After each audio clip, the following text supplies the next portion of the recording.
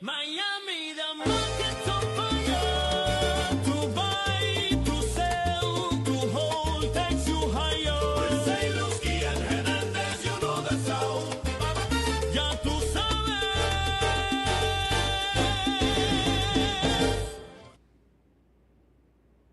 Happy Friday, Miami. This is Buy, Sell, Hold Miami, a real estate podcast. I'm Peter Zalewski, condo consultant, expert witness, founder of the Miami Condo Investing Club. Joined here by my partner, my co-host, the moderator, Daniel Hernandez from Compass Real Estate in Coconut Grove. He does single-family houses as well as condos.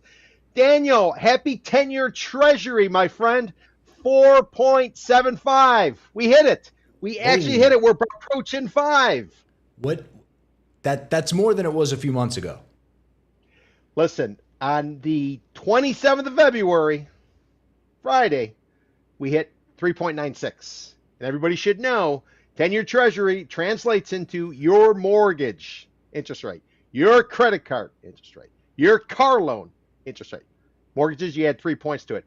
Daniel, we were coming to 3.96 on the 27th of February. The next day, we said, we got a low 10-year treasury. Let's go ahead and attack Iran because we want to jack up gas prices and we want to jack up that 10-year treasury so that mortgage rates go high.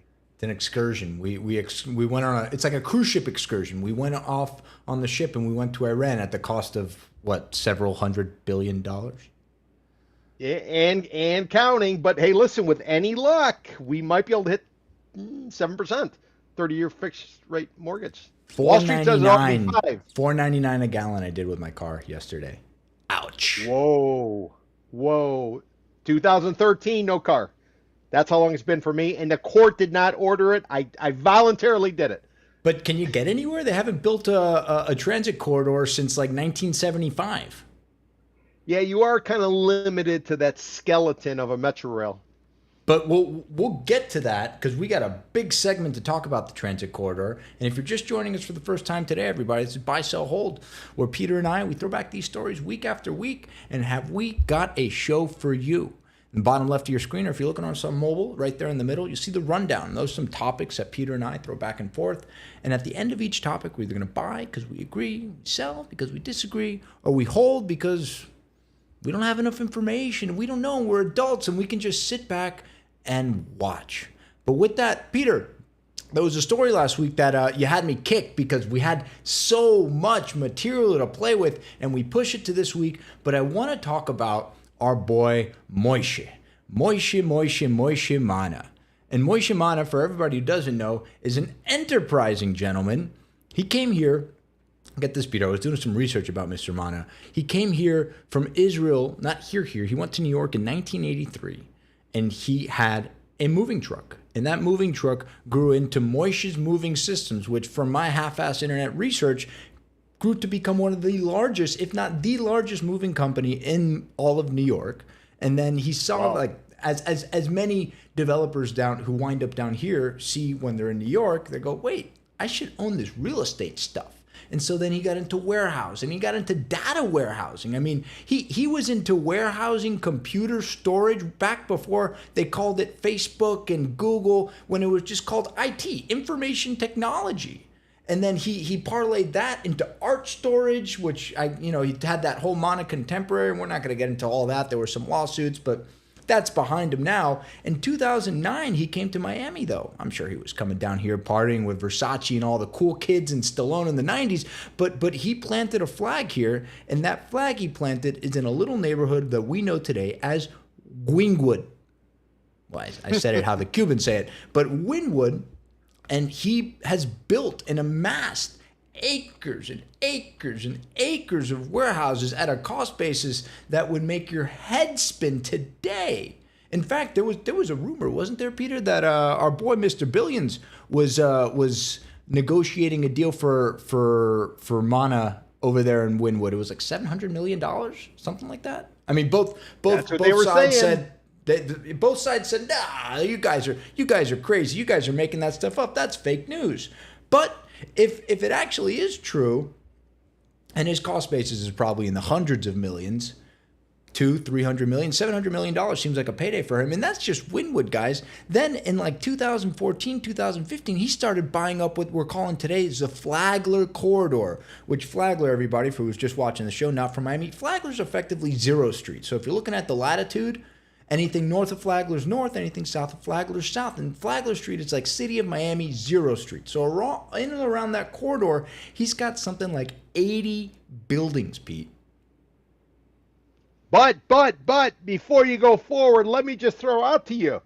Mr. Mana, before he came here, he got his start in the fruit business. Yeah, according to the Miami Herald. That didn't come out of my little research. Really? Yeah, according to the Miami Herald, they did a sidebar when they did a profile of when they were working on Flagler Street and the 5 blocks that were going to cost like $40 million to improve. Yeah, the headline, Miami Herald, comes out April 27th, 2022. Call him the Mango Man. Moishi's the Mango Man.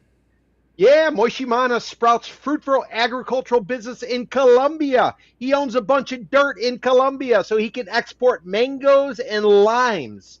That was the key to his business. That's how he got into the cash, was farming business down in Colombia with limes and mangoes, and he's got the nickname the Mango Man. So one thing leads to another. I would just want to throw that out there to you. Well, the other, and as we see in the rundown topic title there, they call him Mana Manana. And I think that's a little poking the bear a bit because he hasn't really seemed to do much with this dirt. Yeah, he's got the Mana thing with the convention center, and they do music concerts, and they do conventions. Daniel, remember, he got the Mana Center for a song because that was a failed county-owned World Trade Center. That actually went BK. Oh, that's right. It went BK. That's right. Yeah. Wynwood was a no-go zone. It was a shithole. Everybody sort of knew it as the place with chop shops. You drive around, there's all warehouses. They'd roll up the bays. You didn't know what the hell was going on. They'd be working. I remember one time I was driving through probably 11, 12 o'clock at night. A guy whose family has a huge art collection. He had left his car there because they got a gallery. We were driving around. And you would think if this was a movie, this was like chop shops. You had all these mechanic I remember places. going there with my dad when I was like 10 years old to the art galleries, Fred Snitzer's place. Yes. And remember, this is kind of where they began the art walks, the first Friday of every month. And then other cities picked up on it, Coral Gables and other stuff. But when you went there, Daniel, it was gritty. There was no place to go to eat. There was like a place called Lester's. Joey's they opened, right, on the corner there. Joey's. Yeah. But then they got robbed. You remember when they got robbed? I don't know, probably about 10 years back or so. They got robbed. And then by pure coincidence, there was a cop on every corner for the rest of eternity. And all of a sudden, people felt safe in going into Wynwood. I'm still not parking my car there overnight. Exactly. And now fast forward, then you get the little dumpy bar called Gramps. It opens and it hits it right. You also had the bar, Daniel, what the hell was it called? Wood Tavern. You had the Wood Tavern. Sure. These were like kind of, it was a real good area. And then the New Yorkers came rolling in. They bought a bunch of stuff. And then we got all the Michelin star chefs coming in there. And then the one thing led to another. Yeah. And, and if memory serves me correct, I think Moishi built a big arts center in New Jersey. And that was in Jersey City. I wasn't going to bring it up because it was kind of contentious. So there was some litigation and some allegations that, and I pulled it from the affidavit, that he was holding art hostage. So the business model was actually kind of brilliant. So he would store folks' art, but it wasn't a traditional art storage center. He would hold showings and he would put this art out on display, but he was charging people to come see the art that was being stored in this warehouse. So the people were like, wait, I'm just paying you to store it. I didn't say anything about you showing it to people. So people weren't terribly happy about that. Nice. But you can see Moishi, what it's all about. He's an entrepreneur. He buys real estate. He likes art. And one of the things he wanted to do with Flagler, he said in an interview with the Business Journal, Brian Bandel, a podcast, he said he's trying to create a cultural center for fashion as well as art on Flagler Street in and around there. And that's one of the reasons he went into all of these properties. But so far, Moishi, where you been? You haven't done anything. It's all you're doing is knocking down. He says it's a city that's holding him up with the permits. So somebody's in the wrong here, right? And listen, I hear a lot of complaints. She's the head of the DDA, or was. She says Flagler Street's done now. Everybody remember, they were working probably about 10 years, and I'm being a little facetious, 10 years to go 5 blocks to rebuild it. And you know what they did? And wait for it. They eliminated the curb and they made it flush for the road Yeah, to, it's very the, to popular. the sidewalk. So you could do farmers markets, you could do different events, you could host like during the Super Bowl or anything like that. You can have the events. $40 million, 10 years, 8 years, whatever the heck it was. I mean, it started before the pandemic. Wow. But Eileen Higgins, the new mayor, she says she's gotten it done, and there was a story in the Herald about it. So Moishi, it's all set to go. Dale. So is Moishe Mana's day now? Is it finally happening? By the way, like if guys, don't bite my head off, but if the Ken Griffin thing goes through, he's going to be sitting on a nice little payday there, and he's got a lot to develop. It just makes sense. I don't want to be a conspiracy theorist by any means, but I mean, is that not one of the best land deals over the last 25 years that we've seen here?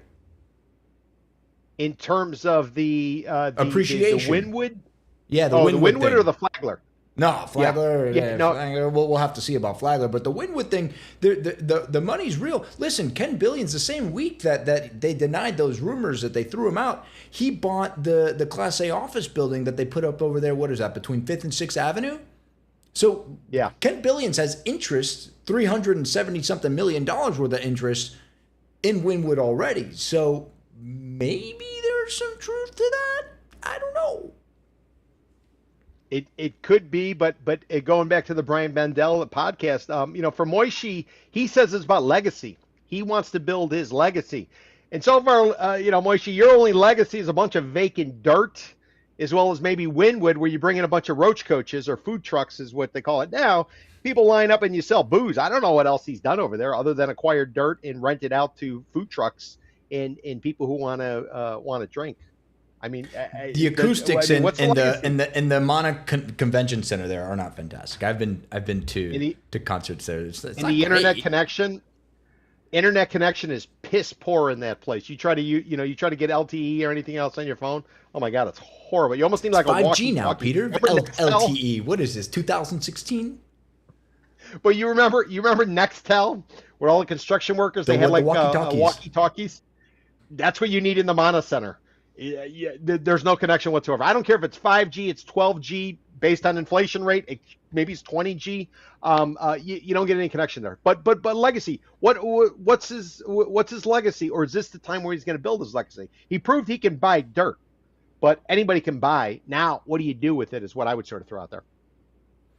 So is Mana Mañana's day now? Are you buy, sell, hold on that? I think the pressure is on him right now. Now it's time to perform. Spring training is over. The preparation work is over. There's nobody else to point the fingers to. I mean, maybe you can point the fingers at what's going on in Washington. Maybe you can point the fingers to the interest rates. Maybe you can point the fingers at construction costs. Maybe you can point the fingers at the tariffs as a result of Liberation Day and Supreme Court decision, stuff like that. But, short of that, it's clear. This is wide open. This should be clear sailing. And now we're going to see, can he actually do anything other than buy? And, and I wish him well. He's got some, pretty important properties, especially there on Flagler Street. If he's successful in doing what he wants to do, creating, again, a fashion and arts center, a district right there on Flagler Street, because he owns most of it, I think it could be spectacular. But I think he might be on the wrong side timing-wise. Yeah, I listened to the Brian Brindell interview, and he kept on sort of repeating the same theme. It's like, if you build it, they will come.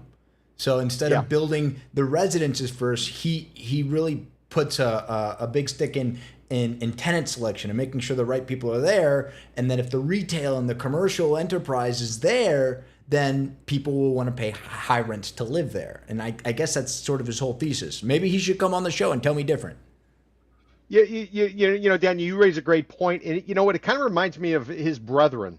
I don't know if they directly knew each other or not, but Tony Goldman, Old Man Goldman, who was one of the ones. I mean, Wynwood had always been around. There's a guy called Larry Mizarek. He was a commercial real estate agent. He used to peddle all the warehouses and stuff over there. And everybody keep in mind Wynwood, why it got on the map. It was basically the industrial district for the Seaboard Airline Rail. which basically came in there just on the other side of Interstate 95 before 95 was there. So they used this as warehouse. This was an area where you had a bakery, you had some manufacturing going on. There was something called the Caribbean Basin Initiative with President Ronald Reagan going all the way back, where they would basically, yeah, exactly. They would allow countries in the Caribbean where if they assembled product, as long as it was U.S. materials like apparel and stuff, fabric, they'd send it to places like Haiti. It would get assembled there and they'd bring it back. But there was a lot of it was going on in and around the Wynwood area. So this area was really kind of trashy. It all crapped out. Like I said, the World Trade Center, Foreign Trade Center, I should say, when BK County lost its ass on it. And Tony Goldman comes in. He brings his New York perspective in there, and he's able to put it on the board. But I would argue Tony Goldman, his real contribution, besides the vision, but locally, besides the vision, was being able to bring in the money men. Moishi, I think what you ought to do is you've assembled all this dirt. Now you need to start to divvy it up. Need to sell it out. You need to JV. You need to partner up and do some stuff like that. And I think that's how you ultimately reach it. Because as a one-man band, if you will, I don't really know if you're going to. It's a heavy lift, and he's north of 70. He talked about on the podcast. He's in the legacy mode of. He doesn't. Don't get me wrong. He doesn't want to have his name on the Kennedy Center when he's thinking about legacy, but he wants to have his name somewhere. So what he needs to do is he needs to bring in some other people, maybe some young bucks, if you will, or some people with the money. He can sit back, be the chieftain. He can sort of stroke his goatee if he's got one, and if he doesn't, he should grow one. And he can kind of direct it all. Be the landowner. Be the old wise man.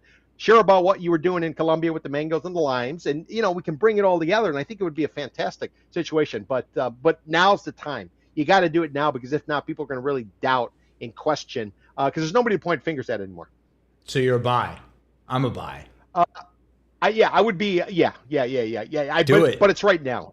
It's you got to dally. As Mr. 305 says, dally. Reverter schmurder. I have way too much fun with these topics. So, folks, Peter, remember we talked about? I had never heard about it before. A reverter clause in a contract. We talked about it when we were pinging around the Miami Coral Gables Youth Center about a month ago. Yes. And they had yes. So Coral Gables Youth Center was donated back in the 50s to the city of Coral Gables. So it would be the Youth Center War Memorial, and if they even changed the name of it, it would revert back to that association, that organization. Well, Peter, I read about another reverter clause. I guess reverter clause were big in the 50s, 60s, and 70s. So back in 1974, Old Man Morris, so Alan Morris's dad, right? Alan Morris, big developer. They're doing a lot of stuff. They got Ponce Park over there in the Gables, but they're traditionally multifamily developers. And but the original Old Man Morris, he put up the first office tower on Brickell Avenue. It's still standing today, everybody, right across from where Michael Stern is putting up the Dolce & Gabbana, so they say. But right across the street, going south, that's the first office tower. Or is Jeffrey Sofer putting up the Dolce & Gabbana now? We don't know. Guys, tell us, please. So old man Morris, the oldest man Morris, gave this park to City of Miami back in '74. And there was a reverter clause in that agreement. Hey, I'm going to give you this dirt and make a park. But, if you use this for any sort of commercial purpose, it will revert back to moi and my organization. And what does the city of Miami do, Peter? You want me to tell you what they did? They gave it to Paracones for outdoor seating.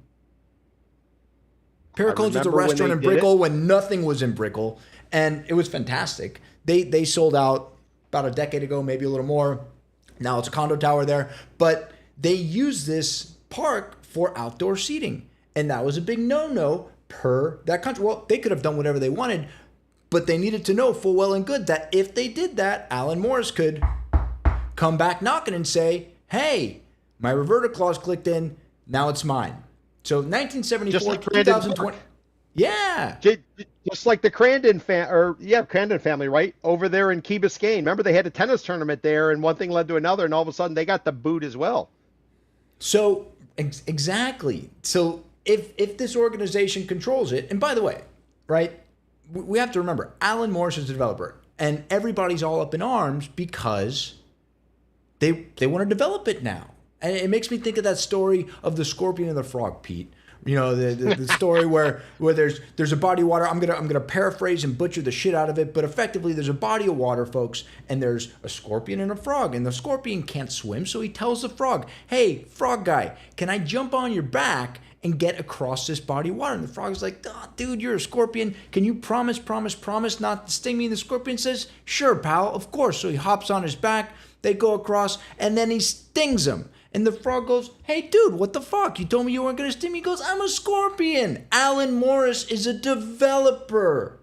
So for everybody all up in arms and Brickle, don't look at Alan Morris. Look at the city administrators. Look at the people who agreed to a thing.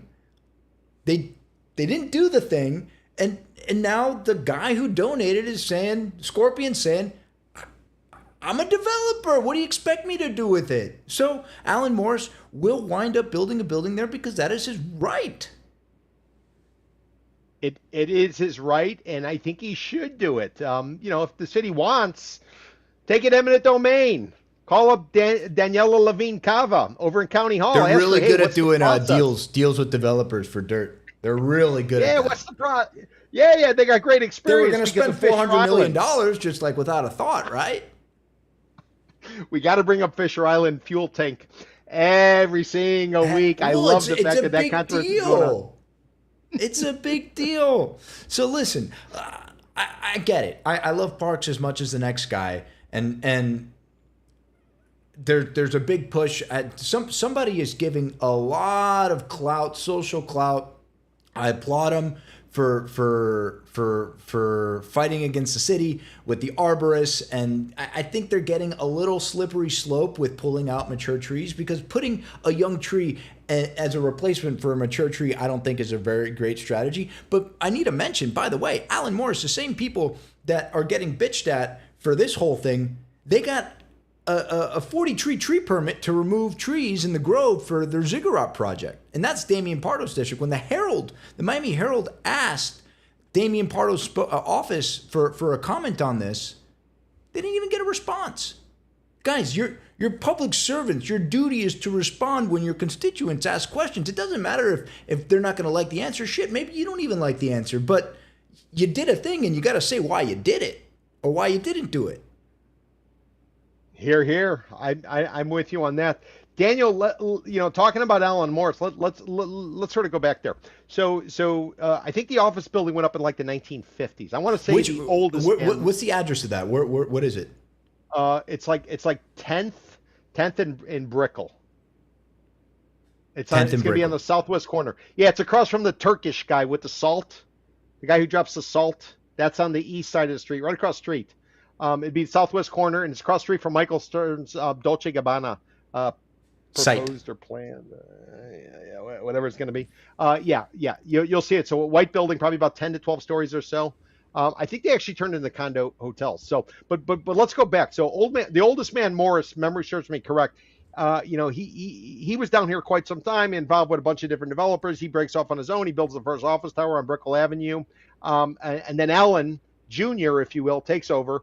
And then ultimately, now Allen's, so number third in the generation, is putting up two condos. Spencer Morris. Putting Ziggurat and Park Place. And Park Place. So riddle me this. Wouldn't it be a nice little addition to your portfolio? You're putting up one in the Grove, putting up one in the Gables, and now lo and behold, because I don't think Alan Morris, the father, or the son, however you want to look at it, the one in the middle, I don't think he has the desire and or the gumption to go ahead and go through the process. It's a 5 to 7 year process. You got to get approval. You got to build it. You got to hire pretty people to sell it. You got to kiss baby, shake hands. I don't know if he wants to do it, but this would be a perfect segue for Spencer, his son. Started off with the Ziggurat, following at Ponce Park in the Gables. Why not roll out the Brickell? It would make all the sense in the world. Yeah, it makes all the sense in the world. And then he gets his 3, as you say.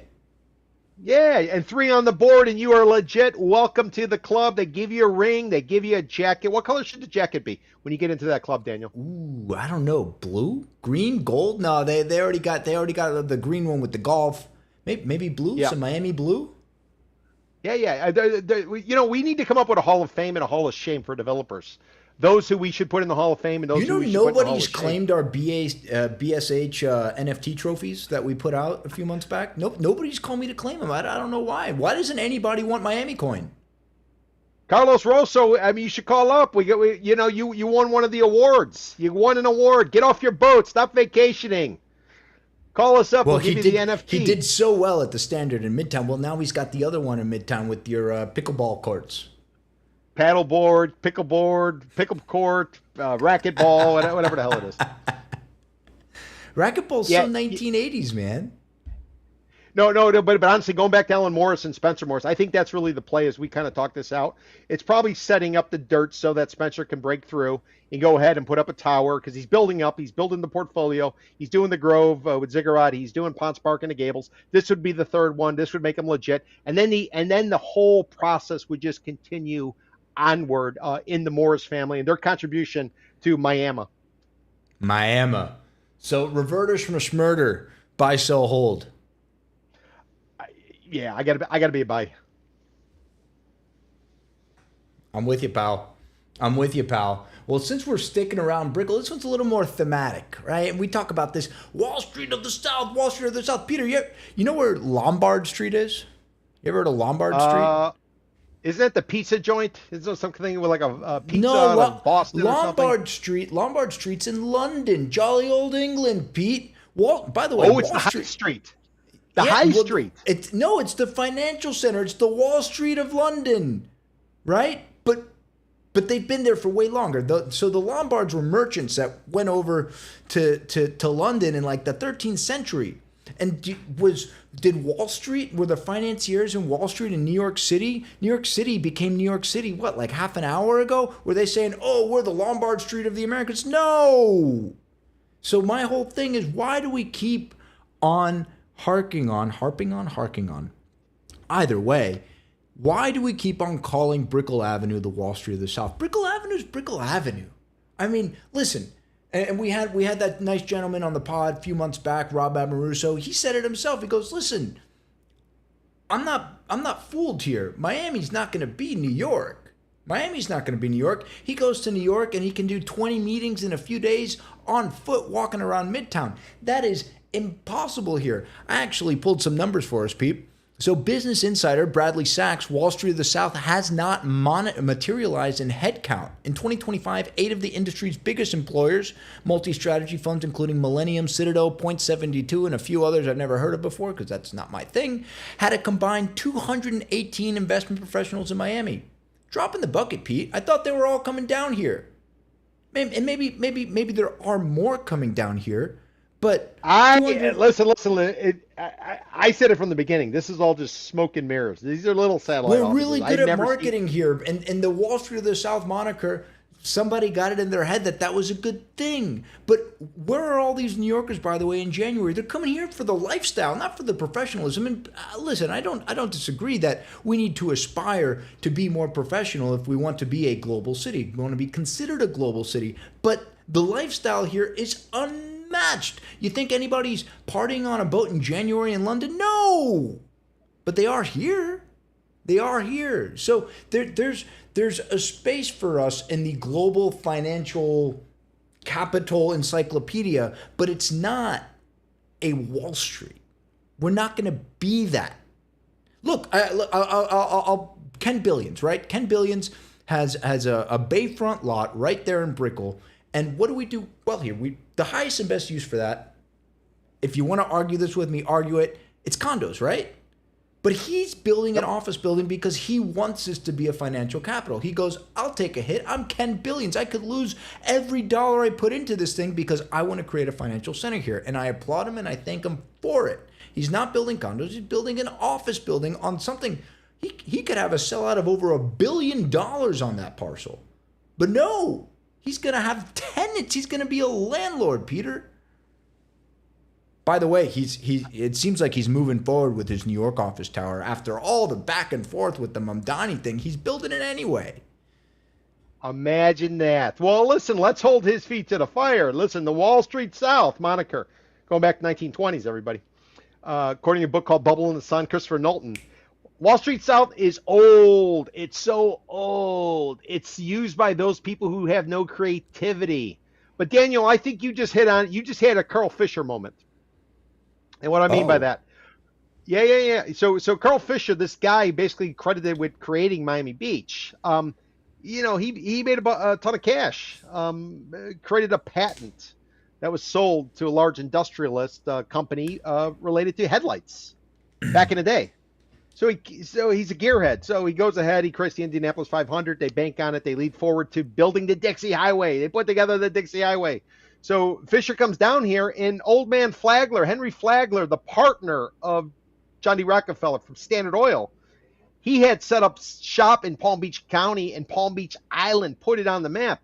So when Carl Fisher came here, he was trying to compete with old man Flagler, and he took him a while till he realized, and this is based on his memoirs, according to the book, he realized that's not his market. He realized he had to go in a completely different direction. So Daniel, you are right. Wall Street South. We don't want to be Wall Street South. I want to be We don't want to be New York. Brickell. Yes, that's your Carl Fisher moment. You realize you're chasing the city's chasing the wrong. It's a marketing thing. It's a total. You're right. Just be a little more creative. Don't recreate the 20s and the 30s. By the way, it didn't end very well for them in the 20s. Not in the Tits up, slightest. as they say in Tampa. They weren't. Tampa wasn't even really on the map. They're just saying tits up now. And I think we look at the condo market and we look at the branded condos. Everybody wants to talk about the branded condos. Branded condos. Guys, if you want to be taken seriously as a builder, and listen, I know the numbers speak for themselves, and branded pre-con sells for more, and they make an arbitrage between the VIG and the premium that they can get from the branded condos, but trade on your name, right? I was watching you like sushi, Peter? Oh yes. Well, Yeah. yeah. I definitely love sushi. So I was watching this sushi documentary, and they were talking about when you go to Japan and you see the sushi restaurants, honor's a really big thing in their culture there, right? And I'm not going to pretend to know much more than that, but honor's really big. And so when you see somebody put their name on the restaurant, they're literally putting their name on the line, because if the restaurant sucks, then their honor is tarnished. So if you're a developer down here and you really want to strut your stuff, put your name on the building and build it well, and you'll be able to trade. You'll be able to build forever. I mean, listen, Ugo doesn't have a branded building. The first one is the Four Seasons, and that's a partner with that's a JV with four partners. But prior to that, Ugo has traded on just pulling a name out of the hat. Why don't we have the Colombo building? Why don't we have the Morris Towers? Why don't we have the Perez Condo Ultralux? Are they scared of messing up? Because I mean, you have these established brands here. But keep in mind, an attempt was made to a certain degree by Squire Properties, the Hong Kong group, traded I think on the London Stock Exchange. They owned Cathay Pacific. They got the big holdings. They used to have the big holdings here. They sold everything off, and they're supposedly going to go ahead and put up the Mandarin Oriental. They're moving dirt. Condo.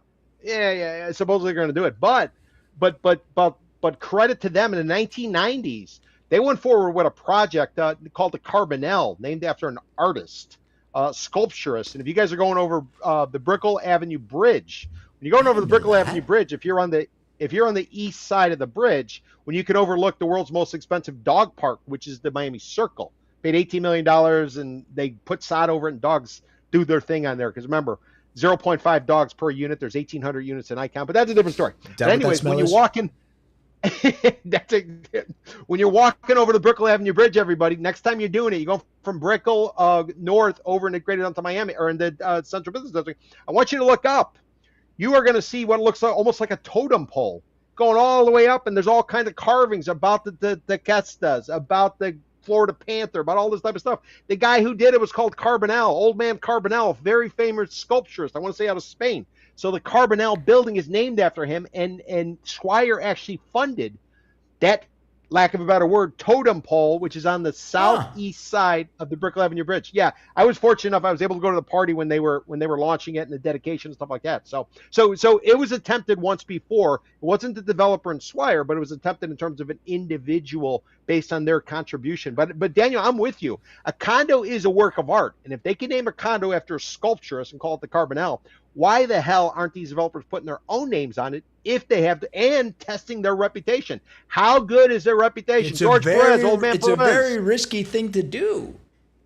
Old man Perez, come out of retirement, saying that tongue in cheek. Why don't we see a Perez building, a George Perez? Well, you are the technically, what is the PAM? Well, that's a contribution. It's a contribution. Fair.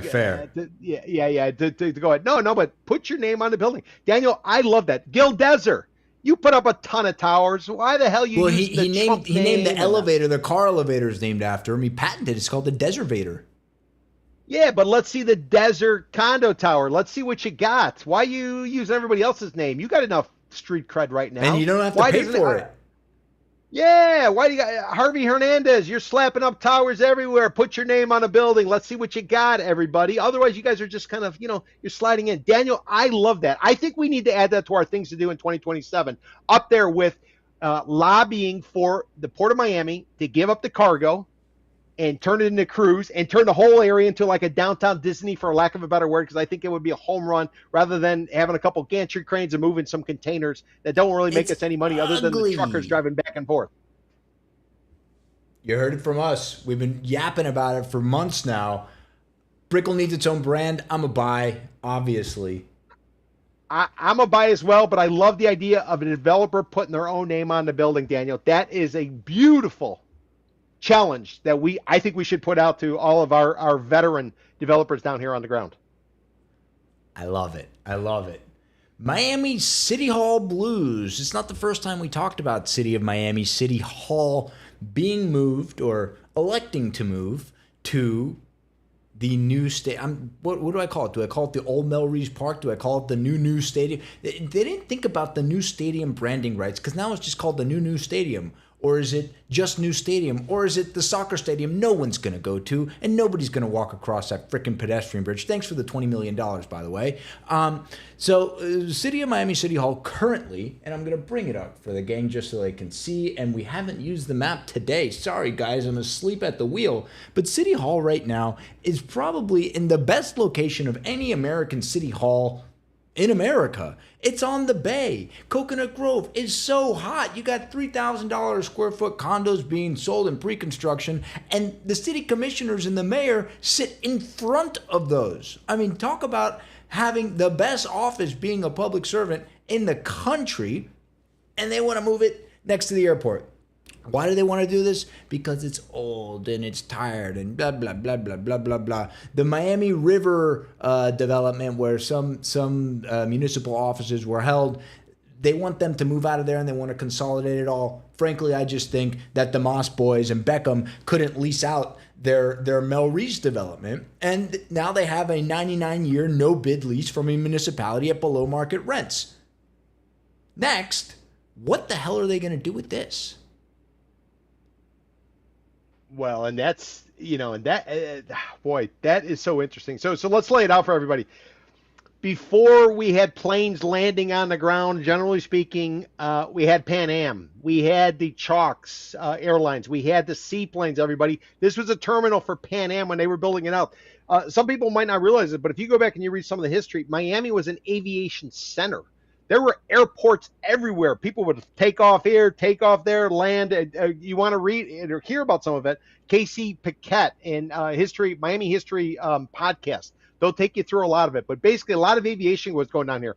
Curtis, Glenn Curtis, the guy who did Hialeah, the guy who did Opalaka, the guy who did Miami Springs. He was a famous pilot. There were all kinds of everything was related about aviation down here. So that Dinner Key Marina, or City Hall, that's where Pan Am's headquarters were. because they had seaplanes. They were taking off. It was a very famous place. It was a visionary idea of the founder of Pan Am to be able to connect all of the the America's trade, if you will, and passengers. So there's a lot of history there in terms of moving to where they're going with City Hall. Well, first of all, they didn't know what to do with City Hall. The city ultimately took it over. It was going to be a short-term fix, and it ended up being years and years and years. And now, as part of the repositioning of Mel Reese golf course, as well as the park, City of Miami's getting a City Hall built there. They're trying to consolidate it all. City of Miami's got some expensive real estate. I think they want to tap into some of it.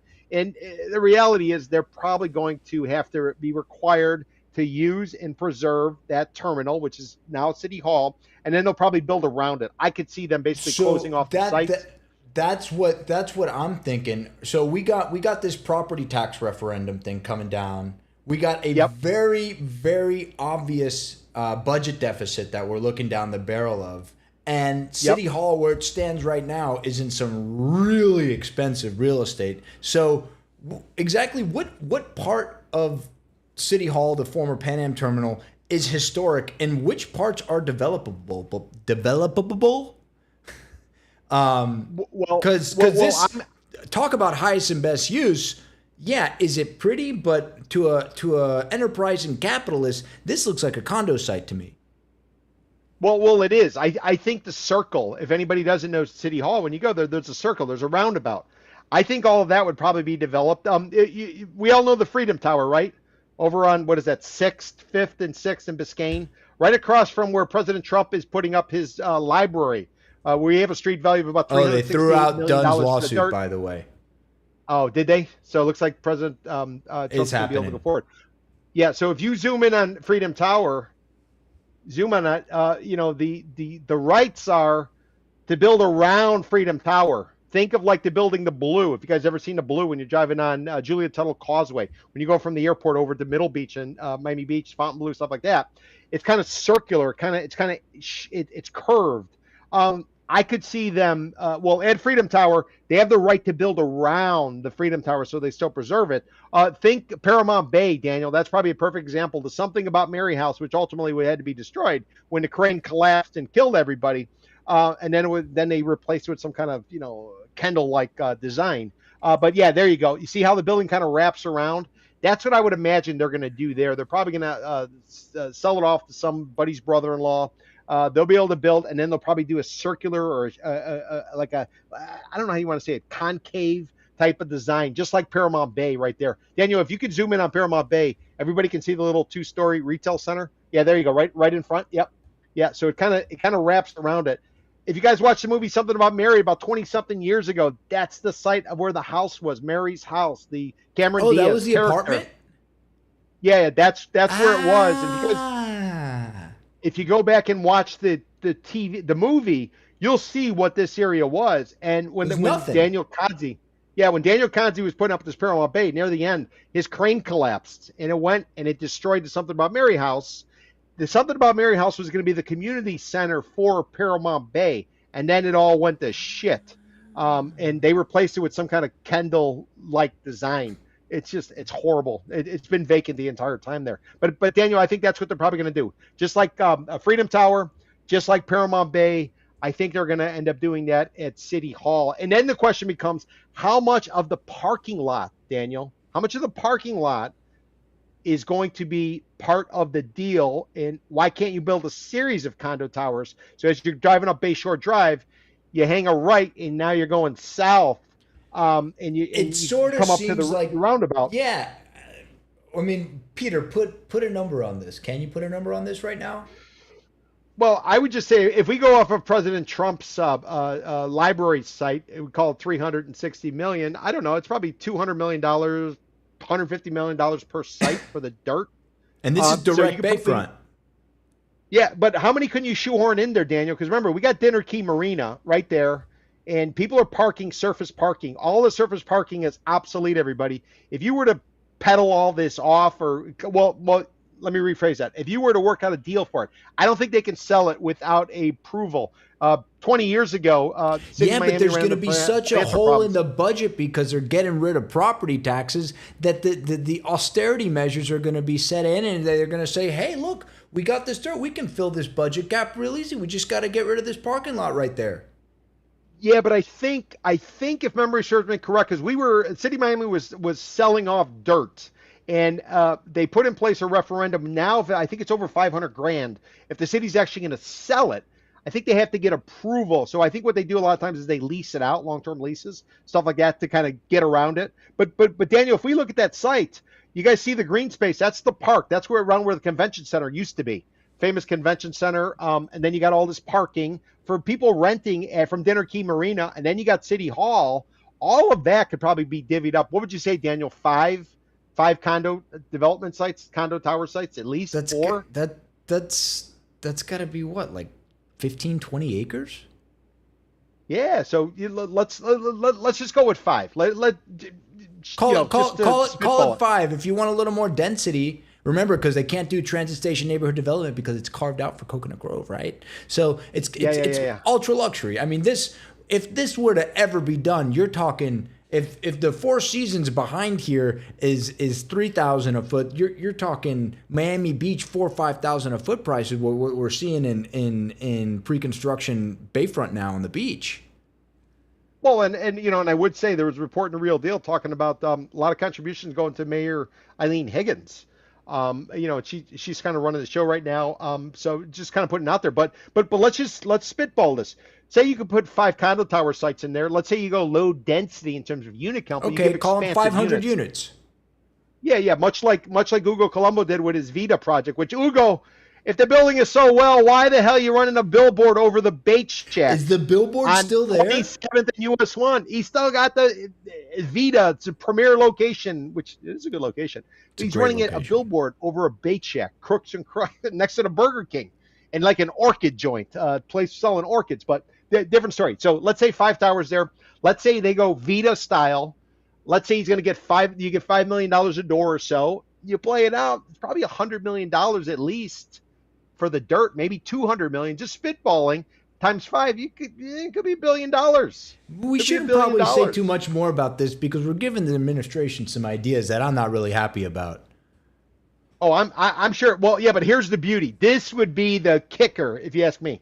So the Mr. C and what do they call them? The Twisting Sisters or the Terrible Sisters, whatever it's called. Grand Bay, Jark Ingles. By the way, you know Jark Ingles. I hate to cut you off, but I'm gonna forget. So Jark Ingles Group, right? Jark Ingles, and then the top level domain name. He's Danish, top level domain. So here in the U.S. we have .com. Well, over there in Denmark it's .dk. So his website for his architectural firm is Jark Ingles Group BIG.dk. You guys can spell it out yourselves, but I think it's hysterical. But Peter's talking about these buildings right here, the Twisting Sisters, Grove at Grand Bay. I think they look cool, but I'm sorry, Peter, I cut you off. Well, what I was going to say is, wouldn't this be the ultimate Kendall golf course move? We hear about all these golf courses in Kendallandia in western Broward County. People are bitching, moaning because they bought on a golf course, and now, lo and behold, the golf course was owned by somebody else who's been sold, and now developers are moving forward. Imagine everybody on Bayshore Drive if the city were to somehow, some way, and anything's possible in Miami, put up 5 towers there and basically block everybody. But they were told that this is the last piece of waterfront real estate in Coconut Grove, and they were telling the truth, right? Of course they were. And think about the parking. Why do we need surface parking for an old beat-up car for somebody living at Dinner Key Marina? Why don't you require the developers, when they go ahead and put up these towers, have them put in parking, and therefore everybody in there. Spicy, I mean, doesn't it make more sense? And then you do like you did at Miami World Center, but you do it better, where you actually have tenants. You put in some retail space, so you can just continue on where what they're doing at the Scotty's site. You can continue with the Chart House, the old Chart House, what they're doing there, and it just continues on. And city makes a lot of money, developers make a lot of money. We get this whole district, and we were able to cock block everybody who went on the Bayshore Drive on the west side, or I guess it'd be the north side. I think there's a lot of fun here. We can have a lot of fun. Miami City Hall Blues, buy, sell, hold. No, I think it's Miami City Hall Green is more like it. I guess I would be a buy. I think this is You're a just the buy. first move of the chessboard here. And this thing is probably gonna now. If we get a slowdown, it'll all get extended, delayed, whatever. But it seems like that's probably where we're heading. And but they probably will save the Pan Am building. No, they or got the to City save Hall the Pan building. Am Village. Turn it in. Maybe that should be the condo museum. Yeah, there we go. Peter and I have have been advocating for a condo museum for I can't tell you how long, probably at least 65 weeks, because that's as long as we've been doing this show for. Whatever happened with the courthouse, by the way? That was our first proposed site for this, right? Did they ever get rid of it? I know it was going back on the auction block. Did anybody buy it?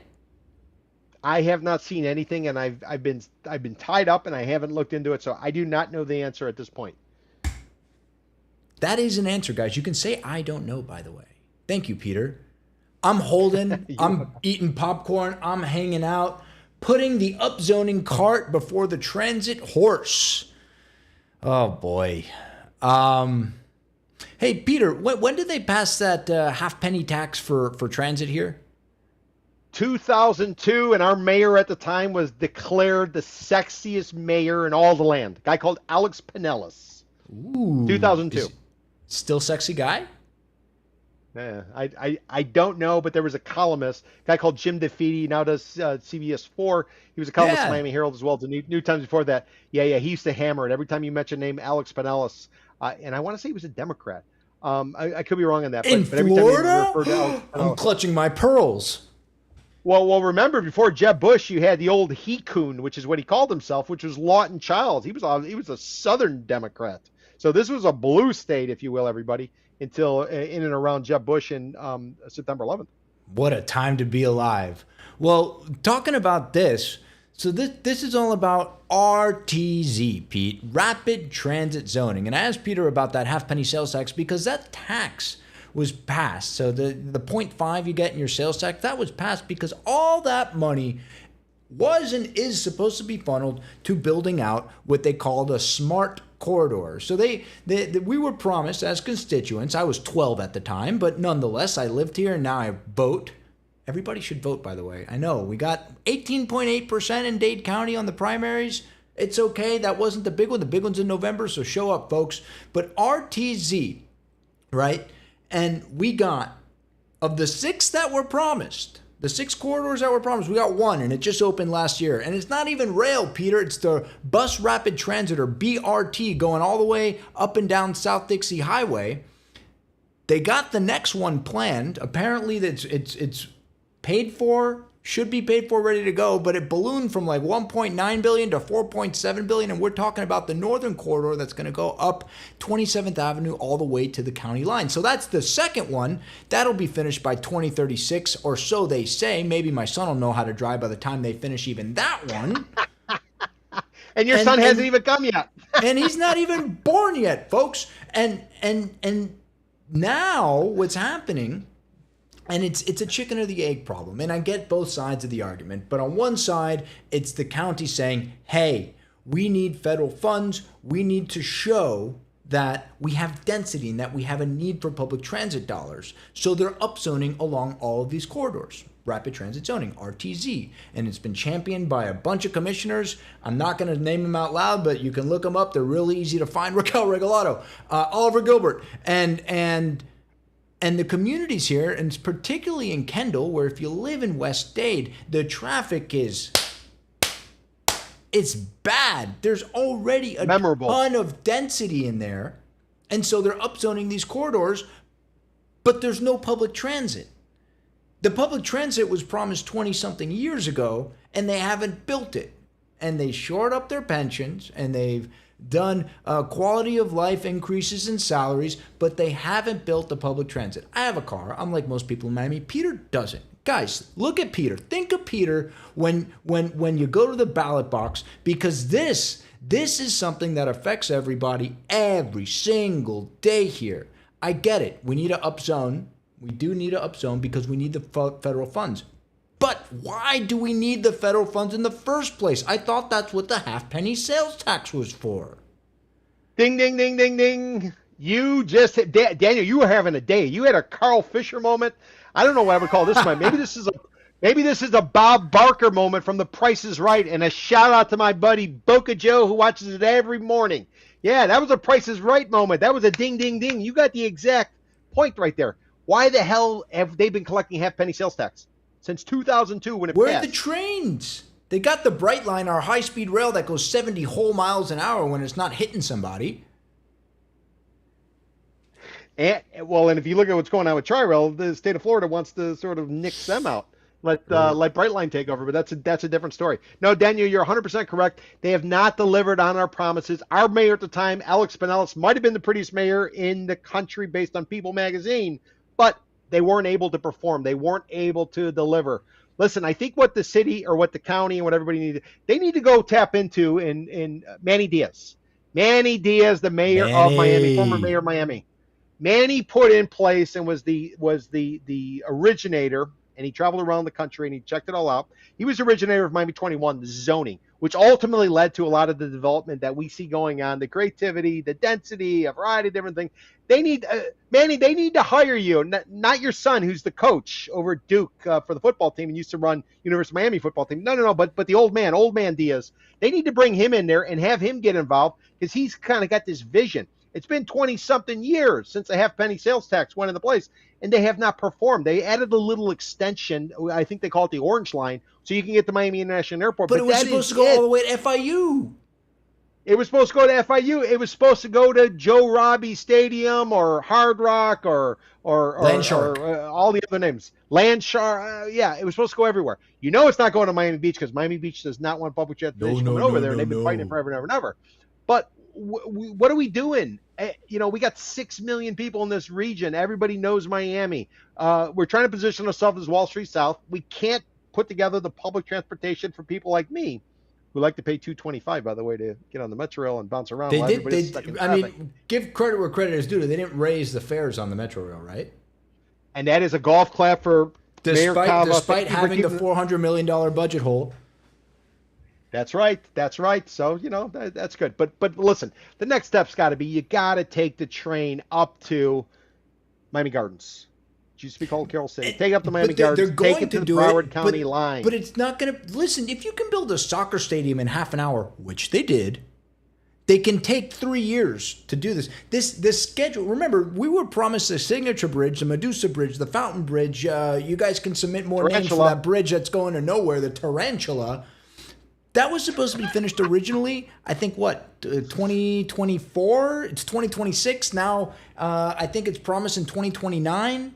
I mean, talk about a public infrastructure disaster.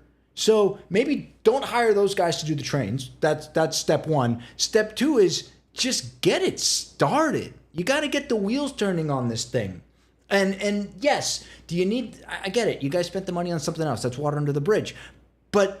figure out a way to do it without pissing off every constituent in West Dade.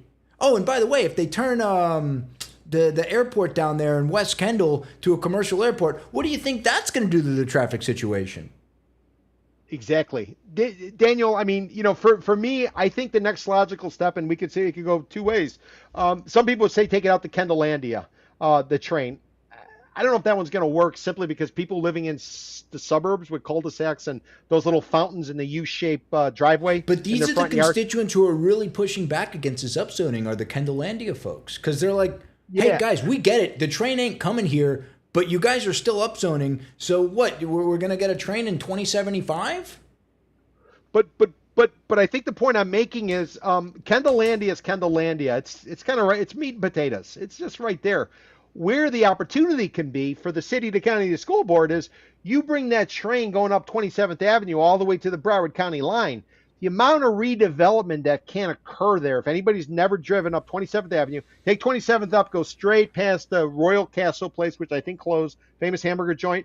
You're going to keep going north all the way. You're going to go through Opelika. You're going to go through Miami-Dade College North Campus. You'll see some great fritter places. You just keep going all the way up, and then you end up in the Miami Gardens. In Miami Gardens, if you have not been there, it's just like blowing up. It's in a good way. It's all getting developed. Tax revenue. Take the train up that way. Give people the ability to live in Miami Gardens, in Opelika, and some of these places where you can get reasonably priced real estate still. You can jump on a train, and you can come on down.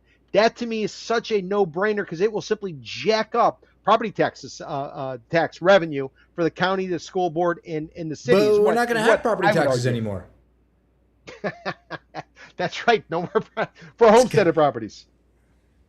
Hey, I mean, listen, I'm on a board for the it's called 10 North. It's used to be called the Opelika Redevelopment Agency, and some name like that, but it's called 10 North. And basically, because Opelika is 10 miles north of Miami, and it was done by Curtis, Glenn Curtis, same guy who did Hialeah in Miami Springs. And they're moving forward a lot of rental towers up there and potentially condo towers. It make Amazon everybody. By the way, they're using the airport up there in Opelika.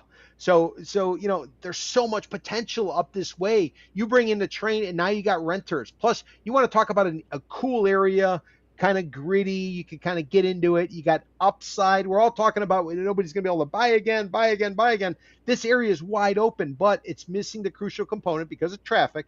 It's missing that Metro rail. It's got the tri-rail, which is good. But if you get the Metro rail incorporated into it, this is a whole new development phase that we can really take advantage of, and everybody in the community would benefit because now we got more money coming to the coffers. Who's voting for Peter? I am. Putting the upzoning cart before the horse. I'm a sell. I'm a sell. I think it's not the right thing to do. I think there's more infill development that can be done in other parts of town. Yes. I mean, the county commission is going to push this through because that's how they got elected, so that they could vote on stuff like this and upzone and advocate for this, advocate for their special interests, their donate, their contributional people, and their donors. That's the word I'm freaking looking for. They're donors. I'm a sell. Peter, where do you sit on this? I'm going to be a buy, and I'm a buy because of Dubai. Buy because of Dubai? Nobody's buying in Dubai, Peter. I'm a buy because of Dubai. And what I mean by that is, now I'm not talking about the bombing in Iran and all that and the drones and all that. But if you ever go to Dubai and you take the train, basically every stop's a different neighborhood. And if this upzoning allows the development in certain areas, and I'm only thinking Metro Rail, I'm not talking about the traffic in Kendallandia, I just think this city would be so much more energetic, dynamic, electric. I don't disagree with you. I don't disagree with you. But, okay, if they had the money today, which they don't, and they were able to go through a contractor selection project today, which they can't, it would still take them 20 years to build the thing. I got the answer. Ken Billions ain't invested in public transit. Mark Zuckerberg, Larry Page, Serge from Google. Who else? Alex Karp. Why don't we hit them up? Why don't we ask them to go ahead and donate? Because that's why they left California, because of the taxes. There is no universe where Florida ups taxes on anybody, because then, well, what do we got left? Sunshine? Girls in bikinis? Yeah, but that's pretty good. Why don't we get a contribution? Why don't we get a donation from these wealthy billionaires we keep hearing about? Yeah, why don't we do that? The only one who really came here to give that I can see, Bezos' ex-wife, and she's not really here, but I think she's just spreading money around to piss him off. So thanks for that. That's fantastic. And Ken Billions, who's trying to gain good graces and a foothold here. Hey, I'll take it. That's fantastic. Welcome to the club, but we're still waiting on that lunch invite. I got the answer. You know what we do? You build a data center below and the Metro Rail above. Let him do it that way. Let's bring in Serge and Larry from Google. Zuckerberg, you need to build data centers. Build data centers at every subway stop. And the trains you had every fan on Instagram rooting for you, and now you got to go off the data center rent? Get out of here. All right, Peter, you're a buy on that. It's a push-pull. How are you going to get these people to buck up? Because by the time we get the money out of Washington, if we get it, by the way, Daniel, happy 40 trillion. We finally topped that 40 trillion mark, and we are humming, man. Fist bump. Hopefully we get the 50. Hopefully we get the 50 very quickly. Listen, you got to come up with some money somehow. Nobody wants data centers. I want Metro Rail. Put the two together. What could go wrong? You're a buy. I'm a sell. I obviously hate it, but hey, that's what we do on Buy, Sell, Hold. We bicker. We bicker. Peter, I love you, pal. Everybody, that's Buy, Sell, Hold episode number 65. Next week, we got a guest. I don't even know if Peter knows we got a guest, but he's been booked for months now already. We hope you tune in at 4 o'clock-ish every Friday on all your favorite social media platforms. I'm Daniel. That's Peter. See you next time, folks.